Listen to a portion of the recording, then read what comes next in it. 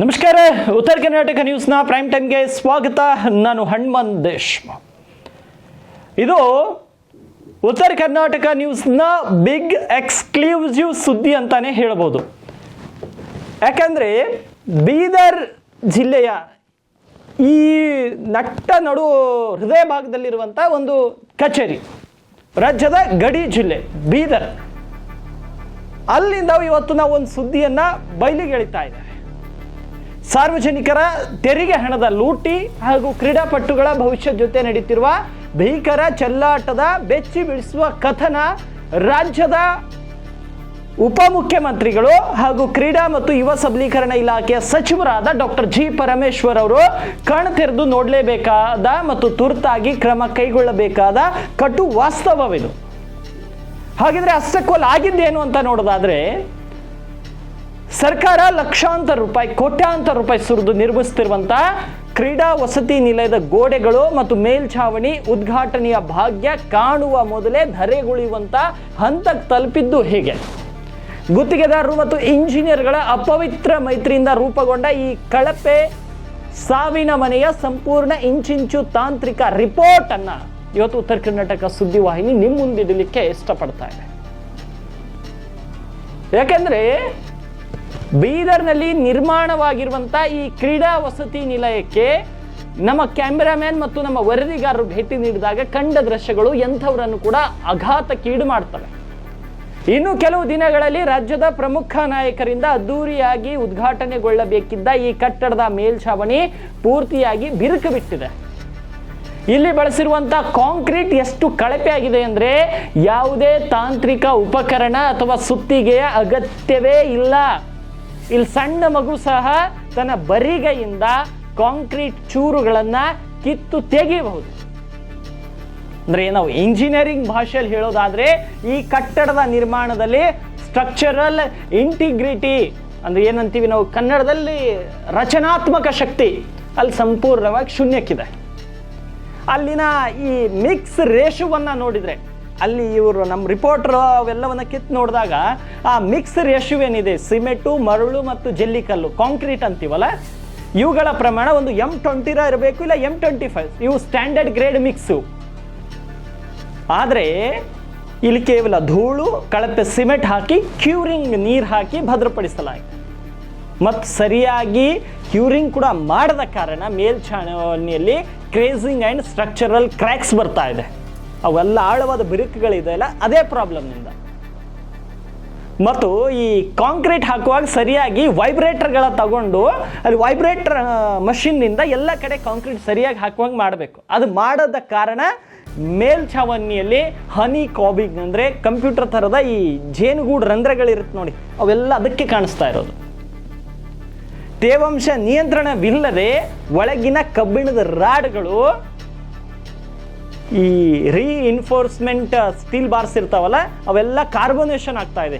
ಆಕ್ಸಿಡೇಷನ್ಗೆ ಒಳಗೆ ಆಗಿ ಅವು ತುಕ್ಕು ಹಿಡಿಲಿಕ್ಕೆ ಶುರು ಆಗುತ್ತೆ. ಇದರ ಪರಿಣಾಮ ಮೇಲ್ಛಾವಣಿಯ ಕವರ್ ಕಾಂಕ್ರೀಟ್ ಕೈಗೆ ಸಿಕ್ಕಂತೆ ಅದು ಉದುರಿ ಬೀಳುತ್ತೆ.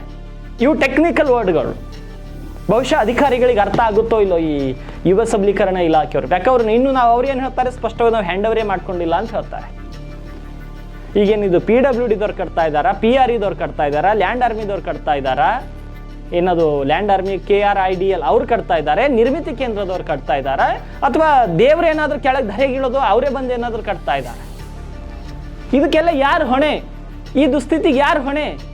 ಯಾಕಂದರೆ ಕರ್ನಾಟಕ ಟ್ರಾನ್ಸ್ಪರೆನ್ಸಿ ಇನ್ ಪಬ್ಲಿಕ್ ಅದು ಏನು KTPP ಆ್ಯಕ್ಟ್ ಇದೆಯಲ್ಲ, ಆ ಆ್ಯಕ್ಟ್ನ ಪ್ರಕಾರ ಯಾವುದೇ ಸರ್ಕಾರಿ ಕಾಮಗಾರಿ ನಡೆಯುವಂಥ ಸ್ಥಳದಲ್ಲಿ EE ಮತ್ತು JE ಆ ಒಂದು ಕಾಮಗಾರಿಯ ಕಟ್ಟುನಿಟ್ಟಿನ ಉಸ್ತುವಾರಿಯನ್ನು ವಹಿಸಬೇಕು. ಇಲ್ಲಿ ನಾಮಫಲಕನೇ ಇಲ್ಲದ ಮೇಲೆ ನಾವು ಯಾವ ಇಂಜಿನಿಯರ್ಗಳನ್ನು ಕೇಳಬೇಕು, ಯಾವ ಇಲಾಖೆಯವರನ್ನು ಕೇಳಬೇಕು ಅನ್ನೋದೇ ನಮಗೆ ಈಗ ಯಕ್ಷ ಪ್ರಶ್ನೆ ಮೂಡಿದೆ. ಕಾಂಕ್ರೀಟ್ ಹಾಕಿದ, ಯಾಕಂದರೆ ಈ ಕಂಪ್ರೆಸಿವ್ ಸ್ಟ್ರೆಂತ್ ಟೆಸ್ಟ್ ಯಾಕೆ ಮಾಡಿಸ್ಬೇಕಂದ್ರೆ, ಅಲ್ಲಿ ಈ ಎಲ್ಲ ಸ್ಟ್ರಕ್ಚರ್ಗಳನ್ನು ನೋಡಿದರೆ ಅಲ್ಲಿ ಕಂಪ್ರೆಸಿವ್ ಸ್ಟ್ರೆಂತ್ ಟೆಸ್ಟ್ ನಡೆದೇ ಇಲ್ಲ. ಯಾಕಂದರೆ ಕಾಂಕ್ರೀಟ್ ಹಾಕಿದ 7 ರಿಂದ 28 ದಿನಗಳಿಗೆ ಅಲ್ಲಿ ಕ್ಯೂಬ್ ಟೆಸ್ಟಿಂಗ್ ನಡೆಸಿ ಕಾಂಕ್ರೀಟ್ನ ಸಾಮರ್ಥ್ಯವನ್ನು, ಏನು ಕಂಪ್ರೆಸಿವ್ ಸ್ಟ್ರೆಂತ್ ಏನಿರುತ್ತೆ ಅದನ್ನು ಪರೀಕ್ಷಿಸಬೇಕು. ಆದರೆ ಇಂಜಿನಿಯರ್ಗಳು ಕಮಿಷನ್ ಆಸೆಗೆ ಬಿದ್ದು ಈ ಪರೀಕ್ಷಾ ವರದಿಗಳನ್ನೇ ಫೋರ್ಜರಿ ಮಾಡಿದ್ದಾರೆ ಅಂತ ಅನಿಸುತ್ತೆ. ಇನ್ನು ಈ ನಿರ್ಮಾಣದ ಹಂತದಲ್ಲಿ ಇಲಾಖೆಯ ಕ್ವಾಲಿಟಿ ಕಂಟ್ರೋಲ್ QC ವಿಂಗ್ ಅಲ್ಲಿಗೆ ಭೇಟಿ ನೀಡಿ ಅದರ ಅಪ್ರೂವಲ್ ಸರ್ಟಿಫಿಕೇಟ್ ಪಡ್ಕೋಬೇಕು, ಅದು ಕೂಡ ಇಲ್ಲ ಅಲ್ಲಿ. ಇನ್ನು ಈ ಭವಿಷ್ಯದ ಕ್ರೀಡಾಪಟುಗಳು ಅಲ್ಲಿ ಇರಬೇಕು ನೈಟ್ ಎಲ್ಲ, ಆದರೆ ಈ ಕಟ್ಟಡಕ್ಕೆ ಲೋಡ್ ಬಿಯರಿಂಗ್ ಕೆಪಾಸಿಟಿ, ಭಾರ ಹೊರಬಲ್ಲ ಸಾಮರ್ಥ್ಯ ಬಹಳಷ್ಟು ಕಡಿಮೆ ಇದೆ. ಯಾಕಂದ್ರೆ ಎಲ್ಲವೂ ಕೈಯಿಂದ ಕೆತ್ತು ಬರ್ತಾ ಇದೆ. ಇದು ಕೇವಲ ಕಳಪೆ ಕಾಮಗಾರಿ ಅಲ್ಲ, ನಾಳೆ ನೂರಾರು ಮಕ್ಕಳ ಪ್ರಾಣ ಜೊತೆ ಚೆಲ್ಲಾಟವಾಡುವಂಥ ಅಪಾಯಕಾರಿ ಉಗ್ರಾಣ ಇದು. ಇದಿಷ್ಟೆಲ್ಲ ಒಂದು ಕಡೆ ರೀ, ಏನೋ ಆಯಿತು ಬಿಡಿ. ಆದರೆ ಯಾವುದೇ ಒಂದು ಸರ್ಕಾರಿ ಕಾಮಗಾರಿ ಆರಂಭವಾಗುವ ಮುನ್ನ ಸಾರ್ವಜನಿಕರ ಮಾಹಿತಿಗಾಗಿ ಕಾಮಗಾರಿಯ ಸ್ಥಳದಲ್ಲಿ ಸೂಚನಾ ಫಲಕ, ಪ್ರತಿಯೊಬ್ಬ ಕನ್ನಡಿಗನು ಇದನ್ನು ಅರ್ಥ ಮಾಡ್ಕೊಳ್ಬೇಕು.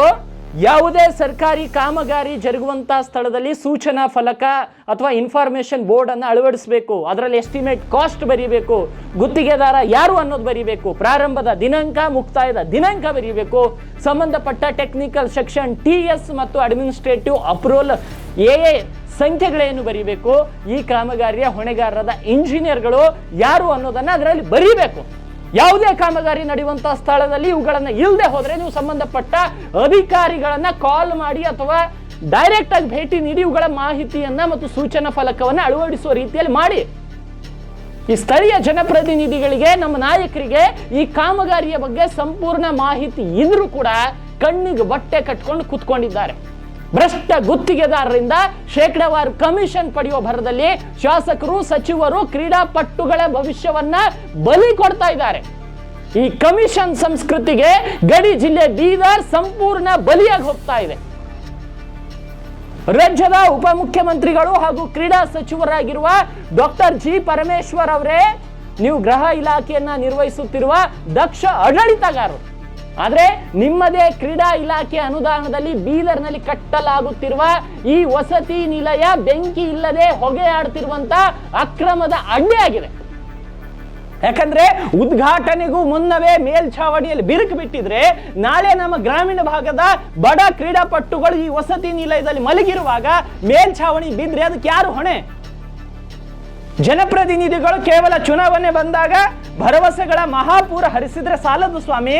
ನಿಮ್ಮ ಕಣ್ಣೆದುರೇ ಸರ್ಕಾರಿ ಬೊಕ್ಕಸದ ಕೋಟ್ಯಾಂತರ ರೂಪಾಯಿ ನೀರು ಪಾಲಾಗ್ತಾ ಇದ್ರು ಕೂಡ ಸ್ಥಳೀಯ ನಾಯಕರು ಮೌನಾಕ್ಷರನಾಗಿರೋದು, ಕಮಿಷನ್ ಪಾಲಿನಲ್ಲಿ ನಿಮ್ಮ ಪಾಲು ಇದೆಯಾ ಎಂಬ ಗಂಭೀರ ಪ್ರಶ್ನೆಯನ್ನು ಹುಟ್ಟಾಕಿದೆ. ಇದು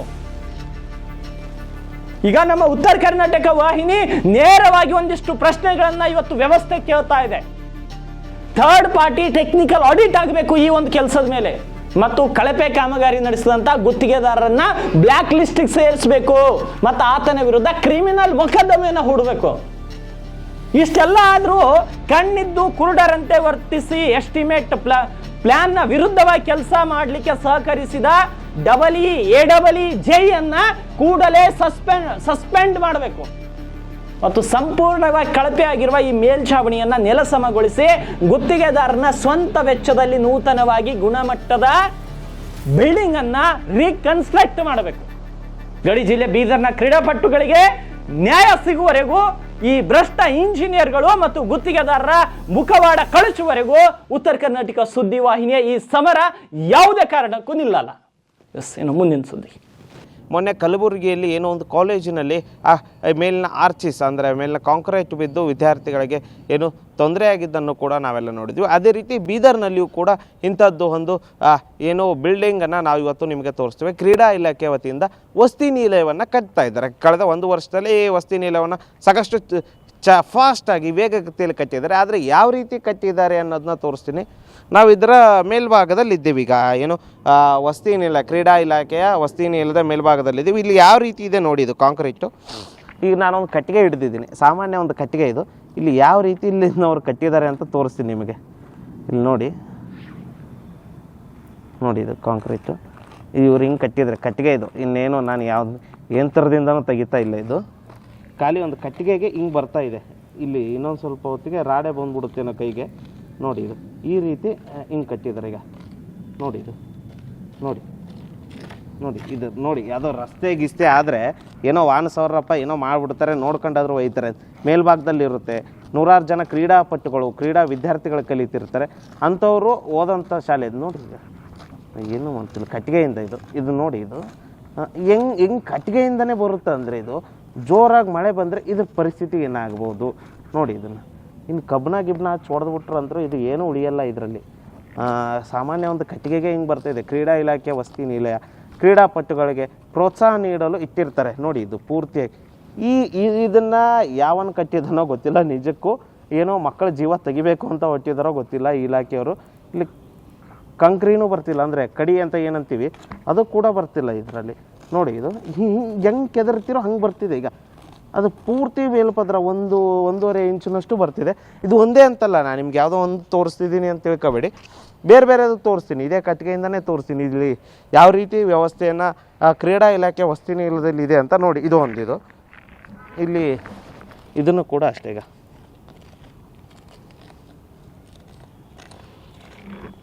ನೋಡಿ ಇದು ಇಡೀ ಏನೋ ಆರ್ಚಿಸು ಕಟ್ಟಡದ ಮೇಲ್ಛಾವಣಿ ಹಣೆ ಬರ. ಇವ್ರು ಹಿಂಗೆ ಕಟ್ಟಿಬಿಟ್ರೆ ಎಷ್ಟು ದಿನ ಬರುತ್ತೆ ನೀವು ಹೇಳಿ? ಕಾಲೇಜಲ್ಲಿರೋ ಮೇಲ್ಛಾವಣಿನೂ ಕುಸಿಯುತ್ತೆ, ಇಂಥ ಹಾಸ್ಟೆಲಲ್ಲಿರೋ ಮೇಲ್ಛಾವಣಿನೂ ತಾನೇ ಕುಸಿಯುತ್ತೆ ನೋಡಿ. ಇದು ಯಾವ ಮಹಾಶಯ ಕಟ್ಟಿದನೋ ಗೊತ್ತಿಲ್ಲ. ಏನೋ ಕ್ರೀಡಾ ಮತ್ತು ಯುವ ಸಬಲೀಕರಣ ಇಲಾಖೆ ಪಕ್ಕದಲ್ಲೇ ಇದೆ. ಇದು ಅವ್ರದ್ದೇ ಹಾಸ್ಟೆಲ್, ಇದು ಅವ್ರ ಇಲಾಖೆ ಪಕ್ಕದಲ್ಲೇ ಇದೆ. ಇದು ಇಲ್ಲಿ ಈ ರೀತಿ ಇದರದ ಮೇಲ್ಛಾವಣಿ ಇದೆ. ಪಾಪ ಅಧಿಕಾರಿಗಳಿಗೆ ಪಾಪ ಟೈಮ್ ಇದ್ದರೆ ಇಲ್ಲೊಂದು ಸ್ವಲ್ಪ ಬಂದೋಗಿದ್ರೆ ಆಯ್ತಿತ್ತು ನೋಡಿ. ಇದು ಒಂದೇ ಅಂತಲ್ಲ, ಇಡೀ ಇದ್ರ ಮೇಲ್ಛಾವಣಿ ಸುತ್ತ ಇದೆ ಹಣೆ ಬರ. ಈಗ ನೋಡಿ ಇದು ಈ ರೀತಿ ಕಾಂಕ್ರೀಟ್ನ ಹಾಕ್ತಾರೆ ಅಂತ ನನ್ನ ಜೀವಮಾನದಲ್ಲೂ ನಾನು ಅನ್ಕೊಂಡಿಲ್ಲಪ್ಪ.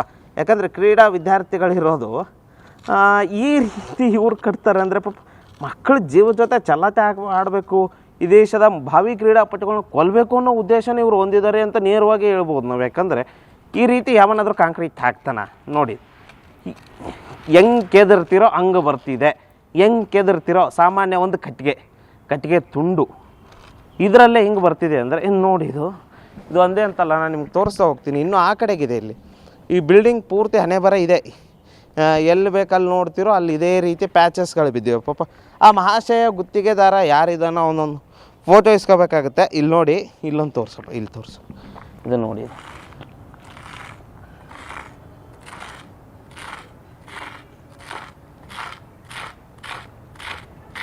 ಕಟ್ಟಿಗೆಗೆ ಬರ್ತಿರೋದು ಇಷ್ಟು.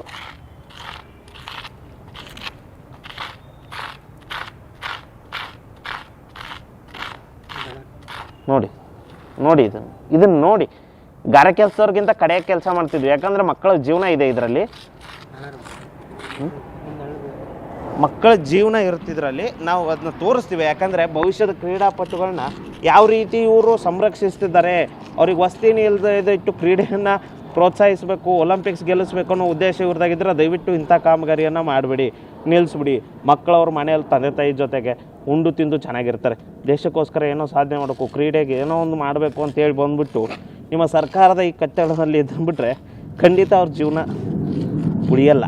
ಈ ರೀತಿ ನೀವು ಮಾಡಿಬಿಟ್ರೆ ನೋಡಿ, ಇದನ್ನು ಹೆಂಗೆ ಕೆದರ್ತಿರೋ ಹಂಗೆ ಬರ್ತಿದ್ದಾರೆ ಸ್ವಾಮಿ. ನಾಚಿಕೆ ಮಾನ ಮರ್ಯಾದೆ ಅನ್ನೋದು ಅಧಿಕಾರಿಗಳಿಗಿದ್ರೆ ನೋಡಿ. ಇದು ಒಂದೇ ಅಂತ ಎಲ್ಲಿ ನೋಡ್ತೀರ ನೋಡಿ, ಇನ್ನೂ ಕಟ್ಟಿಗೆ ದೂರ ಹೋಯ್ತಿದೆ. ಈಗ ಕಾಲು ನೋಡಿ. ಇದು ನಾನು ಯಾಕೆ ಪದೇ ಇವನು ತೋರಿಸ್ತಿದ್ದೀನಿ ಅಂದರೆ ಇಡೀ ಪೂರ್ತಿ ಕಟ್ಟಡ ತುಂಬ ಇದೇ ಹಣೆ ಬರ. ಹೆಂಗೆ ಕಟ್ಟಿಗೆಗೂ ಬರುತ್ತೆ ಅಂದರೆ ಇನ್ನು ಗಿಬ್ನ ತಗೊಂಡು ಹೊಡೆದ್ರೆ ಬರಲ್ವಾ? ಜೋರಾಗಿ 1-2 ಮಳೆ, ಇದಕ್ಕೇನು ಅಂಥ ಜೋರು ಮಳೆನೂ ಬಂದಿಲ್ಲ. ಈ ವರ್ಷ ಮಳೆ ಬಂದಿಲ್ಲ. ಮಳೆ ಬಂದಿದ್ರೆ ಇದು ಈಗಲೇ ಬಿದ್ದೋಗ್ಬಿಡ್ತಿತ್ತು. ಈ ಪರಿಸ್ಥಿತಿ ಏನೋ ಇದೆ. ಇಲ್ಲೀಗ ಈ ರೀತಿ ಆಗಿರೋದಕ್ಕೆ ಮೇಲ್ಗಡೆ ಪ್ಲಾಸ್ಟರ್ ಹಾಕ್ಬಿಟ್ಟು ಏನೋ ಮಾಡಿದ್ದಾರೆ ಜುಗಾಡು. ನೋಡ್ತಾ ಇರ್ಬೋದು ನೀವು. ಇದನ್ನ ಆಮೇಲೆ ಹಾಕಿದ್ದಾರೆ. ಇದ್ರ ತುಂಬ ಇದೇ ಹಣೆ ಬರ. ಎಲ್ಲಿ ನೋಡಿದ್ರು ಪ್ಯಾಚಸ್ಸು. ಪಾಪ ಇವ್ರಿಗೆ ಇನ್ನೂ ಕಟ್ಟಡ ಉದ್ಘಾಟನೆ ಆಗಿಲ್ಲ. ಉದ್ಘಾಟನೆ ಆಗಿ ಏನೋ 1-2 ವರ್ಷ ಆಗಿದೆ, ಆಮೇಲೆ ಹಿಂಗೆ ಆಗಿದೆ ಅಂದರೆ ಬೇರೆ. ಈ ಪೂರ್ತಿಗ ಪರಿಸ್ಥಿತಿ ಇಲ್ಲಿದೆ. ದಯವಿಟ್ಟು ಜಿಲ್ಲಾಡಳಿತ, ಉಸ್ತುವಾರಿ ಸಚಿವರು ಗಮನ ಹರಿಸಿ ಕ್ರೀಡಾಪಟುಗಳು ಬಂದು ಇಲ್ಲಿದ್ದು ಬಿಟ್ರೆ ಖಂಡಿತ ಅವ್ರು ಕ್ರೀಡಾಪಟುಗಳು ಆಗ್ತಾರೋ ಇಲ್ಲೋ ಗೊತ್ತಿಲ್ಲ, ಮನೆಗೆ ಅಥವಾ ಸ್ಮಶಾನಕ್ಕೆ ಹೆಣ ಆಗೋದು ಗ್ಯಾರಂಟಿ. ದಯವಿಟ್ಟು ಇದನ್ನು ಸಂಬಂಧಪಟ್ಟಂಥವ್ರು ನೋಡಿ. ಯಾಕೆ ಮಕ್ಕಳ ಜೀವನದ ಜೊತೆ ಚೆಲ್ಲಾಟ ಆಡಬೇಡಿ. ಇದನ್ನು ಹಿಂಗೆ ಉದ್ಘಾಟನೆ ಮಾಡಿ ಹ್ಯಾಂಡ್ ಓವರ್ ಮಾಡ್ಕೊಂಡು ಮೇಲ್ಗಡೆ ಚೆನ್ನಾಗಿ ಸುಣ್ಣ ಬಣ್ಣ ಹೊಡೆದು ಉದ್ಘಾಟನೆ ಮಾಡಿ ಸಚಿವರಿಗೆ ಸಾರ್ ಹಿಂಗೆ ಕಟ್ಟಿದ್ದೀವಿ ಹಂಗೆ ಕಟ್ಟಿದ್ದೀವಿ ಅಂತ ಹೇಳಿ DC ಅವ್ರಿಗೆ ತೋರಿಸೋ ಏನೋ ಒಂದು ಮಾಡೋ. ಇದನ್ನು ಹ್ಯಾಂಡ್ ಓವರ್ ಮಾಡ್ಕೊಂಡು ನಾಳೆ ಮಕ್ಕಳು ಜೀವ ತೆಗೆಯುವಂಥ ಕೆಲಸವನ್ನು ಇಲಾಖೆ ಅಧಿಕಾರಿಗಳು ಮಾಡೋದು ಬೇಡ. ಇದನ್ನ ಮಾಡಿದಂಥ ಮಹಾಶಯನ ಕರ್ಕೊಂಬನ್ನಿ, ಅವನು ಯಾವನು ಇಂಜಿನಿಯರ್ ಇಲ್ಲಿ ನೋಡ್ಕೊತಿದ್ದಾನೆ ಅವನ್ನ ಹಿಡ್ಕೊಂಬನ್ನಿ, ಈ ರೀತಿ ನಿನ್ನ ಮನೆ ಕಟ್ಟಿದರೆ ನಿನ್ನ ಮಕ್ಕಳಿಗೆ ಏನಾದರೂ ಆದರೆ ಸುಮ್ಮನೆ ಇರ್ತೀಯ ಅಂತ ಕೇಳಿ ಅವ್ರಿಗೆ. ಮಾನವೀಯತೆ ದೃಷ್ಟಿಯಿಂದಾದರೂ ಇದು ನಿನಗೆ ಒಪ್ಪುತ್ತೇನಪ್ಪ, ದುಡ್ಡು ಮಾಡ್ತೀಯ, ಗುತ್ತಿಗೆದಾರನಾಗ ದುಡ್ಡು ಮಾಡಬೇಕು, ಆದರೆ ನಿನಗೊಂದು ಕಿಂಚಿತ್ತಾದರೂ ಮಾನವೀಯತೆ ಇದೆ, ಇಂಥ ಕಟ್ಟಡ ನೀನು ಮನೆಗೆ ಕಟ್ತೀಯ ಅಂತ ಒಂದು ಸರಿ ಕೇಳಿ ಮಕ್ಕಳ ಜೀವವನ್ನು ಉಳಿಸುವಂಥ ಕೆಲಸವನ್ನು ಕ್ರೀಡಾ ಇಲಾಖೆ ಮಾಡಲಿ. ಈ ಕಟ್ಟಡವನ್ನು ಏನು ಉದ್ಘಾಟನೆಗೆ ಸಜ್ಜಾಗಿದೆ, ಇದನ್ನು ಈಗಲೇ ಬಿಡುಗಡೆ ಏನು ಕಟ್ಟಡವನ್ನು ಉದ್ಘಾಟನೆ ಮಾಡದೆ ಅದಕ್ಕೆ ತಡೆ ಹಿಡಿದು ಸುಸಜ್ಜಿತವಾದ ಕಟ್ಟಡವನ್ನು ಕಟ್ಟಿಸಿದ ನಂತರ ಇದನ್ನು ಉದ್ಘಾಟನೆ ಮಾಡಿ ಕ್ರೀಡಾ ಯುವಕರಿಗೆ ಲಭ್ಯ ಮಾಡಿಕೊಡಿ. ಯಾಕಂದರೆ ಇದರಲ್ಲೇ ಆದರೆ ಜೀವ ಹೋಗುತ್ತೆ. ಒಂದು ವೇಳೆ ಇದನ್ನು ಹಿಂಗೆ ಮಾಡಿ ನಾಳೆ ಏನಾದರೂ ಅನಾಹುತ ಆದರೆ ಅದಕ್ಕೆ ಕ್ರೀಡಾ ಇಲಾಖೆ ಜವಾಬ್ದಾರಿ ಆಗುತ್ತದೆ. ಕ್ಯಾಮ್ರಾಮನ್ ಸಂತೋಷ್ ಜೊತೆ ದೇವರಾಜ್ ವನಗೆರೆ, ಉತ್ತರ ಕರ್ನಾಟಕ ನ್ಯೂಸ್, ಬೀದರ್.